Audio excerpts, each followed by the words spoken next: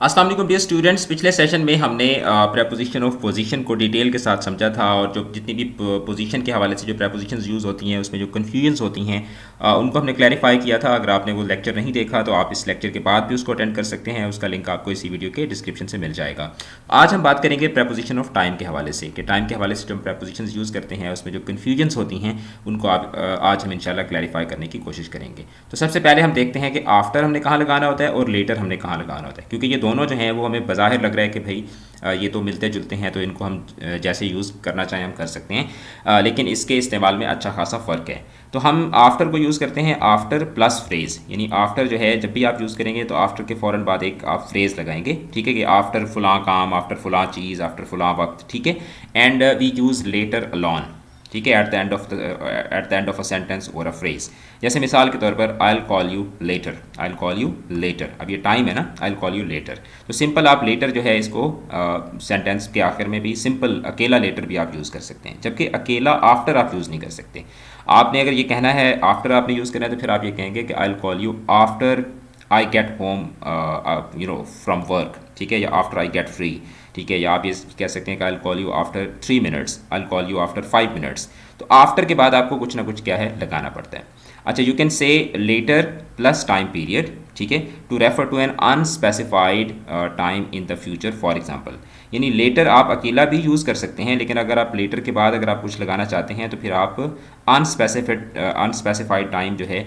उसको भी आप यूज़ कर सकते हैं। जैसे मिसाल के तौर पर I will finish the project later this week, simple आप लेटर पे भी बात को रोक सकते हैं और आप ये भी कह सकते हैं कि I will finish the project later this week, या will go on vacation later this year, मतलब इस साल में हम बाद में जाएंगे, ठीक है। अच्छा, ये हो गया जनाब आफ्टर और लेटर का कॉन्सेप्ट। इसमें जो एक चीज़ समझने वाली है वो ये है कि you have to never end a sentence with after, यानी लेटर पे तो आप सेंटेंस को ख़त्म कर सकते हैं, लेकिन आफ्टर पे आप कभी भी सेंटेंस को ख़त्म नहीं कर सकते। हाँ, अगर आप ख़त्म करना चाहते भी हैं तो फिर आप क्या कहेंगे, instead of using after you will say after words. जैसे मिसाल के तौर पर अगर आपसे कोई पूछता है कि did you go straight home after the baseball game, तो आपने अगर इसका जवाब देना है तो अगर आप ये कहते हैं कि no we went out for drinks after, ठीक है, अगर कोई आदमी आपसे पूछता है कि क्या आप बेसबॉल की गेम के फ़ौरन बाद घर चले गए थे, तो आप आगे से अगर कहते हैं कि no we went out for drinks after, तो ये आपका सेंटेंस क्या हो जाएगा, ये आपका सेंटेंस गलत हो जाएगा। हाँ, अगर आप ये कहते हैं कि no we went out for drinks afterwards, तो फिर आपका सेंटेंस क्या होगा, करेक्ट होगा। तो इस चीज़ का आपने हमेशा ख्याल रखना है। उसके बाद अगो और बिफोर, अगो भी का मतलब भी पहले होता है और बिफोर का मतलब भी पहले होता है, तो हम अगो कहाँ पर लगाएंगे और बिफोर कहाँ पर लगाएंगे। We use ago to talk about past times in reference to the current moment, ठीक है, जो मौजूदा वक्त है उसके हवाले से जब आप माजी की कोई बात कर रहे होते हैं तो वहाँ पे आप क्या लगाते हैं, अगो लगाते हैं। And we use before to talk about the past times in reference to another moment in the past, यानी जब आप माजी के किसी इंसिडेंट को मौजूदा ज़माने के ताल्लुक़ से आप उसको रेफ़र कर रहे होते हैं तो आप अगो यूज़ करते हैं, और जब आप माजी की कोई बात जो है उसको माजी के ही किसी इवेंट के साथ आप उसको लिंक कर रहे होते हैं तो वहाँ पे आप उसको बिफोर, वहाँ पे आप बिफोर यूज़ करते हैं। जैसे मिसाल के तौर पर he taught English language 10 years ago, ठीक है, he taught English language 10 years ago, ठीक है, कि उसने यानी आज जो आप बात कर रहे हैं, यानी वो ज़ाहिर बात है जब भी जब आप बात करेंगे तो जो पास्ट है उसको आप आज से काउंट करना शुरू करेंगे ना, ठीक है। यानी अब अगर मैं बात करता हूँ कि मैंने आज से इतने साल पहले इंग्लिश पढ़ाना शुरू की, आज से 9 साल पहले मैंने इंग्लिश पढ़ाना शुरू की, सो दिस मीन्स कि मैं करंट मोमेंट से काउंट करके जो पास्ट टाइम है उसको मैं बता रहा हूँ, तो वहाँ पर मैं क्या लगाऊंगा, अगो लगाऊंगा। अच्छा, लेकिन अगर मैं ये कहता हूँ the train had arrived sauce, okay, my daughter is calling me, the train had arrived before we reached the station. Ab the train has arrived, this is something that happened in the past before we reached the station before we reached the station, तो यहाँ पे ये this is something that happened in the past, ठीक है, both of the actions they had happened in the past, और आप एक past event का लिंक कर रहे हैं एक दूसरे पास्ट इवेंट के साथ, तो वहाँ पे आप क्या लगाएंगे, वहाँ पे आप बिफोर यूज़ करेंगे, राइट। उसके बाद जो नेक्स्ट कॉन्सेप्ट है दैट इज़ बाय और अनटिल का, कि कहाँ पे आप बाय लगाएंगे, यानी कि फुला वक्त तक, बाय कहाँ पे लगाएंगे और अनटिल आप कहाँ पे लगाएंगे। We use by for one specific event that will happen before a certain time in the future, यानी फ्यूचर में जब आप किसी काम के होने के हवाले से बात कर रहे होते हैं, कोई एक स्पेसिफिक इवेंट है, ठीक है, जो एक ख़ास वक्त से पहले, यानी कि 9 बजे से पहले, 10 बजे से पहले, ठीक है, ये फुला काम हो जाएगा, तो वहाँ पे आप क्या यूज़ करते हैं, वहाँ पे आप बाय यूज़ करते हैं। And we use until for a continuous event that will continue and then stop at a certain time in the future. यानी एक काम जो जारी रहेगा, ठीक है, जो एक काम शुरू होगा, फिर वो एक अरसे तक जारी रहेगा, और फिर वो काम फ्यूचर में जाकर एक सर्टेन टाइम पे जाके बंद होगा। तो इस तरह के काम को जब आपने डिस्क्राइब करना होता है तो वहाँ पे आप अनटिल यूज़ करते हैं। जैसे मिसाल के तौर पर, please send me the information by Monday, ठीक है। बाय मंडे मतलब एक एग्जैक्ट इवेंट है, कौन सा, कि आपने इन्फॉर्मेशन सेंड करनी है और उसके लिए आपको एक सर्टेन टाइम फ्यूचर में बताया गया है, तो वहाँ पे आप क्या लगाएंगे, वहाँ पे आप बाय लगाएंगे। लेकिन जब आप कहते हैं कि he is staying in Karachi until the 30th, ठीक है, कि वो 30 तारीख तक कराची में रहता रहेगा, मतलब कराची में होगा, दिस मीन्स कि he will continue to live in Karachi, ठीक है, ही इज़ लिविंग देयर, ठीक है, एक कॉन्टीन्यूस इवेंट है, यानी कि ही इज़ इन कराची, ठीक है, and he will stay in Karachi, कब तक, by 30th of 30th of the month, वो किसी भी महीने की तारीख हो सकती है। तो ये कॉन्सेप्ट है, ये डिफरेंस है बिटवीन बाय एंड अनटिल के, कहाँ पे आपने बाय लगाना है और कहाँ पे आपने अनटिल लगाना है। उसके बाद जो नेक्स्ट हमारे पास जो प्रपोजिशन ऑफ टाइम है, that is during and while, कि कहाँ पे आप ड्यूरिंग लगाते हैं और कहाँ पे आप वाइल लगाते हैं। अच्छा, both during and while mean that something happened at the same time as something else, ठीक है, कि ड्यूरिंग भी और वाइल भी ये दोनों यूज़ होते हैं ये बताने के लिए कि एक काम जो है वो एग्जैक्ट उसी टाइम पे हो रहा था जब कोई दूसरा काम हो रहा था, ठीक है। लेकिन इसके अगर हम यूज़ के फ़र्क की बात करें तो ड्यूरिंग जो है that is used with noun, ठीक है, ड्यूरिंग को हम नाउन के साथ यूज़ करते हैं, जैसे she cried during the movie, she cried during the movie, during plus noun. जबकि वाइल जो है इसके बाद सब्जेक्ट प्लस वर्ब, यानी कि एक इसके बाद जो है एक क्लॉज आती है, या वाइल और उसके बाद हम जेरेंड यूज़ करते हैं। तो ये बहुत इंपॉर्टेंट है, बहुत ही ज़्यादा इंपॉर्टेंट है। जैसे मिसाल के तौर पर शी क्राइड वाइल, अब ये वाइल है तो वाइल के बाद आप नाउन नहीं लगा सकते, she cried while she was watching the movie, अब ये क्या है, ये पूरी की पूरी एक क्लॉज है, while she was watching the movie. या फिर आप क्या कहेंगे, she cried while watching the movie, तो अब इसमें वॉचिंग जो है दैट इज़ जेरेंड, और यहाँ पे while she was watching the movie, this is a clause. तो वाइल को हम यूज़ करते हैं क्लॉज के साथ या जेरेंड के साथ, जबकि जो सिंपल ड्यूरिंग है उसको हम यूज़ करते हैं नाउन के साथ। तो देखो ये कितना इंपॉर्टेंट कॉन्सेप्ट है। उसके बाद फ्रॉम, यानी कि फुला वक्त से शुरू होकर फ्रॉम से टू तक, जैसे फ्रॉम मंडे टू ट्यूसडे, या उसके बाद टिल कहाँ पे यूज़ करते हैं, और अनटिल आपने कहाँ पे यूज़ करना होता है। अच्छा, we use from plus two, ठीक है, जैसे from Monday to Friday, till या until to define the beginning and end of a time period. ये तीनों जो हैं ये यूज़ होते हैं किस काम के लिए, when you are talking about the beginning and end of a time period. जैसे मिसाल के तौर पर, the museum is open from 8 AM to 4 PM, ठीक है। अच्छा, जैसे मिसाल के तौर पर, Naeem will be on vacation from tomorrow until next Friday, ठीक है, from tomorrow until next Friday. I studied English from 2001 till 2004 या 2008 या जितना भी हो सकता है। तो ये तीनों जो हैं इनका इस्तेमाल सेम ही होता है, ठीक है, but that is totally up to you कि आप वहाँ पे टू यूज़ करना चाहते हैं, अनटिल यूज़ करना चाहते हैं, या टिल यूज़ करना चाहते हैं, ठीक है। अच्छा, उसके बाद आते हैं जनाब ऑन, इन और एट। ये बहुत इंपॉर्टेंट है कि हमने टाइम के पॉइंट ऑफ व्यू से जब आप बात कर रहे होते हैं तो कहाँ पे हमने ऑन लगाना होता है, कहाँ पे हमने इन लगाना होता है, और कहाँ पे हमने एट लगाना होता है। अच्छा, जब आप सेंचुरीज़ के हवाले से बात कर रहे होते हैं, सदी की बात कर रहे हैं, डेकेड्स की, दहाई की बात कर रहे हैं, ईयर्स की बात कर रहे हैं, सीजन्स की बात कर रहे हैं, या मंथ्स की बात कर रहे हैं, तो वहाँ पे आप क्या यूज़ करते हैं, वहाँ पे आप इन यूज़ करते हैं। जैसे मिसाल के तौर पर, इन द 18th सेंचुरी, ठीक है, in the 1960s, in 2001, in the summer, in October, वगैरह वगैरह।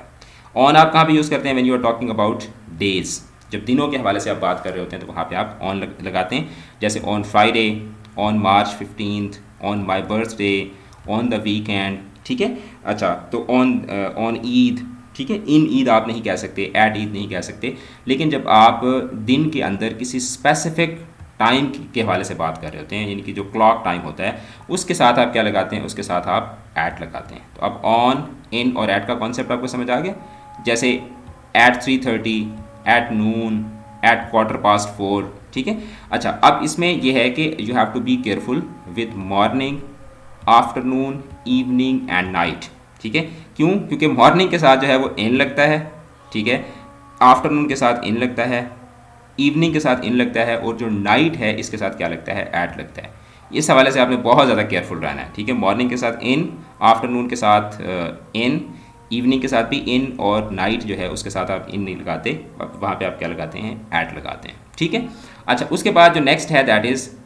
पास्ट टू, कि कहाँ पे आप पास्ट लगाते हैं और कहाँ पे आप टू लगाते हैं। एंड दिस इज़ बेसिकली जब आपने टाइम बताना होता है किसी को, घड़ी का जो टाइम होता है, तो वहाँ पे आप ये दो वर्ड्स यूज़ करते हैं, पास्ट और टू। अच्छा, we can use these prepositions with minutes in relation to the hour, यानी कि जैसे हम कहते हैं ना 10:15 हुए हैं, 10 बजने में 15 मिनट रहते हैं, ठीक है, 10:05 हो गए हैं, 10 बजने में 5 मिनट रहते हैं, ठीक है। तो इस तरह की जो सिचुएशंस होती हैं वहाँ पे हम पास्ट या टू यूज़ करते हैं। जैसे मिसाल के तौर पर अब यहाँ पे जो टाइम है दैट इज़ 3:50, तो आप सिंपल ये भी कह सकते हैं कि आप अगर आपसे उससे कोई टाइम पूछता है कि व्हाट इज़ द टाइम, तो आप ये कह सकते हैं कि इट्स 3:50, या आप ये भी कह सकते हैं कि 10 to 4, यानी कि 4 बजने में 10 मिनट रहते हैं, 10 to 4, ठीक है। 10 to 4 यानी कि 4 बजने में कितने मिनट रहते हैं, 10 मिनट रहते हैं। अच्छा, अब यहाँ पे 6:15 का टाइम है, तो आप ये भी अगर आपसे कोई टाइम पूछता है तो easy ways to tell is that you can say कि इट्स 6:15 भी आप कह सकते हैं, या आप ये कह सकते हैं कि 6:15, यानी कि 6:15, ठीक है, यानी 6:15, क्वार्टर सवा को बोलते हैं ना, ठीक है, यानी कि जो एक चौथाई होता है, 4 हिस्से करते हैं तो जो चौथा हिस्सा होता है उसको हम क्वार्टर बोलते हैं। तो आप ये कह सकते हैं कि 6:15 यानी 6:15, या आप ये भी कह सकते हैं कि सिंपल 6:15 भी आप कह सकते हैं। तो ये कॉन्सेप्ट हो गया किसका, टू का और पास्ट का, कि कहाँ पे आप टू लगाते हैं और कहाँ पे आप पास्ट लगाते हैं। उसके बाद फॉर और सिंस, कि कहाँ पे आपने फॉर लगाना होता है और कहाँ पे आपने सिंस लगाना होता है। So for is used for a period of time, जब आप एक पीरियड ऑफ टाइम के हवाले से बात कर रहे होते हैं, आपको स्टार्टिंग टाइम नहीं पता, एंडिंग टाइम नहीं पता, लेकिन आपको टोटल ड्यूरेशन पता है, तो वहाँ पे आप फॉर यूज़ करते हैं। और सिंस जो है it refers to a specific point in time, जब आपको स्टार्टिंग पॉइंट पता हो, ठीक है, लेकिन आपको टोटल ड्यूरेशन ना पता हो, तो वहाँ पे आप सिंस लगाते हैं। जैसे मिसाल के तौर पर I have been waiting for 3 hours, अब 3 hours that is a period of time, लेकिन वो 3 घंटे कब शुरू हुए कब ख़त्म हुए ये हमें नहीं पता, तो यहाँ पे आप क्या लगाएंगे, यहाँ पे आप फॉर लगाएंगे। I have been waiting since 10 o'clock, मैं 10 बजे से इंतज़ार कर रहा हूँ। अब 10 बजे से टाइम शुरू हुआ, लेकिन वो ख़त्म कब हुआ, कितने घंटे थे, कितने दिन आपने इंतज़ार किया, कितने मिनट आपने इंतज़ार किया, ये नहीं पता, तो ऐसी सिचुएशन में आप क्या यूज़ करेंगे, ऐसी सिचुएशन में आप सिंस यूज़ करेंगे। अच्छा, उसके बाद जो नेक्स्ट कॉन्सेप्ट है that is as soon as या एज लॉन्ग एज, ठीक है, कि कहाँ पे आप एज सून एज यूज़ करते हैं और कहाँ पे आप एज लॉन्ग एज यूज़ करते हैं। तो as soon as means immediately after another event, यानी एक काम के बाद जब आप दूसरे काम की बात करते हैं तो उसके लिए आप क्या यूज़ करते हैं, एज सून एज। जैसे will call you as soon as we arrive, ठीक है, will call you, this is something that will happen, जैसे ही वो एज वी अराइव, कि जैसे ही हम पहुँचेंगे उसके बाद हम क्या करेंगे, विल कॉल यू, तो दरमियान में आप क्या लगाएंगे, आप एज सून एज लगाएंगे। सो और उसके बाद जो एज लॉन्ग एज है, ठीक है, it means for the period of time,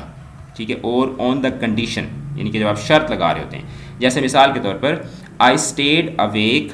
for as long as I could, यानी मैं जागता रहा as for as long as I could, यानी जितना मैं जाग सकता था उतना मैं जागता रहा। तो यहाँ पे आप क्या बात करें, यहाँ पे आप पीरियड ऑफ टाइम की बात करें। कंडीशन के लिए, कंडीशन में आप किस तरह से यूज़ करते हैं, जैसे I will take the job, मैं ये जॉब करूँगा as long as I have the freedom to work from home a few days a week. अगर मुझे, उसके लिए शर्त वो क्या लगा रहा है, as long as I have the freedom to work from home a few days of week, अगर मुझे हफ्ते के कुछ दिन जो है वो घर से काम करने की इजाज़त दी जाए तो फिर I will take the job. तो इस तरह की सिचुएशन में आप क्या यूज़ करते हैं, इस तरह की सिचुएशन में आप एज लॉन्ग एज या एज सून एज जो है वो आप यूज़ करते हैं, ठीक है। अच्छा, अब इसके बाद आपके लिए एक छोटी सी एक्टिविटी है, ठीक है, और that you have to do individually from your home and then you have to, अभी भी आप कर सकते हैं, आप मुझे कमेंट्स में बता सकते हैं you have to work in group of 5 to 10 students but you can ignore this, ठीक है। आपने यू हैव टू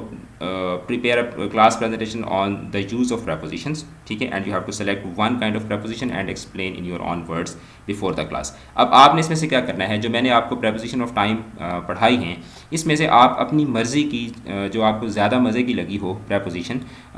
ऊपर मैं आपको एक दफ़ा दिखा देता हूँ, आप उसको उसके हवाले से जो आपको समझ आया है आप मुझे कमेंट्स में बता दें। यानी आपको अगर ये वाला कॉन्सेप्ट मज़े का लगा तो आप इसके हवाले से एक्सप्लेन कर सकते हैं, आपको ये वाला कॉन्सेप्ट अगर मज़े का लगा तो ये आप एक्सप्लेन कर सकते हैं, आपको अगर ये मज़े का लगा तो आप इसको एक्सप्लेन करें। तो आप इसमें से कोई सी भी प्रेपोजिशन का जो स्लॉट है उसको आप सेलेक्ट करें और उसके हवाले से आप मुझे कमेंट में जो आपको समझ आई वो आप बताएं। तो सब बच्चे जो हैं वो मुझे बताएं, अपना फीडबैक दें और एक दूसरे को अप्रिशिएट भी करें, एक दूसरे के कमेंट्स को लाइक करें, एक दूसरे के कमेंट्स में रिप्लाई करें और इस तरीके से एक हेल्दी वे में, एक प्रोडक्टिव वे में, एक हैप्पी वे में लर्निंग का जो प्रोसेस है उसको जारी रखें। तो पिछले जो सेशंस हैं उनको भी आप ज़रूर चेक कीजिएगा, डिस्क्रिप्शन को ज़रूर देखिएगा। कल का जो हमारा जो कमिंग लेक्चर होगा उसमें we will be talking about the preposition of movement and position. और जब आप ये लेक्चर देख रहे होंगे तब तक ये वाला लेक्चर अपलोड हो चुका होगा और अभी आपको ऊपर वीडियो के ऊपर शो भी हो रहा होगा। अगर आप इसको कंटिन्यू करना चाहते हैं नेक्स्ट लेक्चर को तो you can continue, otherwise you can subscribe the channel and hit the bell icon so that जैसे ही नेक्स्ट लेक्चर अपलोड हो तो you can check the coming videos, coming lectures. अपना रखिएगा बहुत ज़्यादा ख्याल, मिलते हैं नेक्स्ट क्लास में। खुदा हाफिज़।